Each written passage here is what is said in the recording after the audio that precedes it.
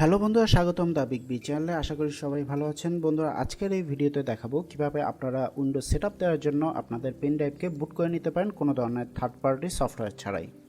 আশা করি ভিডিওটি ভালো লাগবে। তো চলুন দেরি না করে শুরু করা যাক।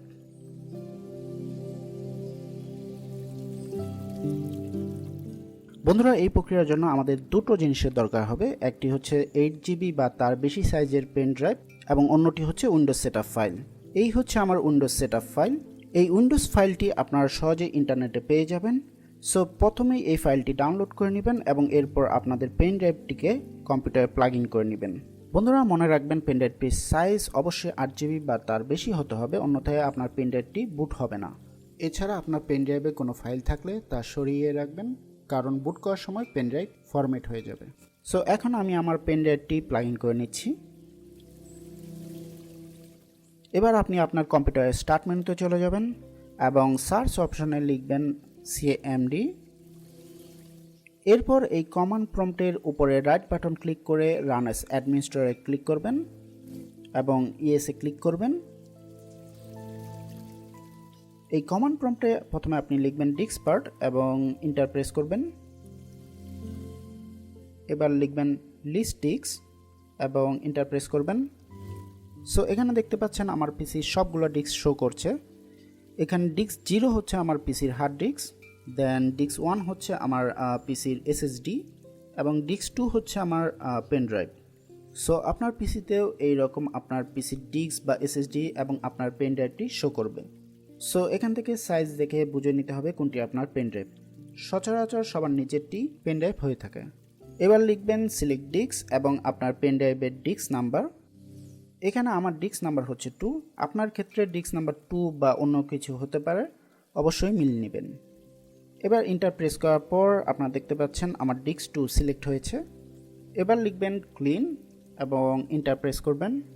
এবার লিখবেন ক্রিয়েট পার্টিশন প্রাইমারি এবং এন্টার প্রেস করবেন। এবার লিখবেন format fs is equal to fat 32 quick এবং এন্টার প্রেস করবেন।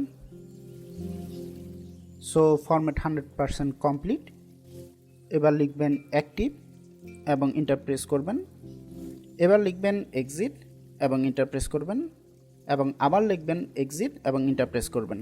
সো আমাদের পেন ড্রাইভ বুট করা কমপ্লিট। এখন জাস্ট পেন ড্রাইভে উইন্ডোজের ফাইলগুলো সেন্ড করতে হবে। সো আপনার যদি আইএসও ফাইল থেকে থাকে তাহলে অবশ্যই 7zip অথবা উইন্ডার দিয়ে প্রথমে এটিকে এক্সট্রাক্ট করে নেবেন।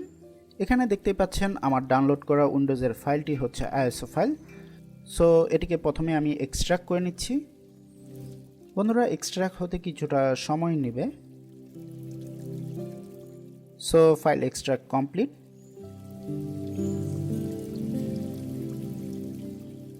এই হচ্ছে আমার উইন্ডোজের ফাইলগুলি।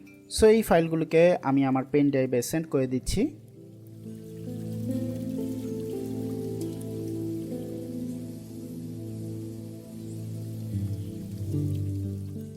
ওকে, ফাইল সেন্ড কমপ্লিট।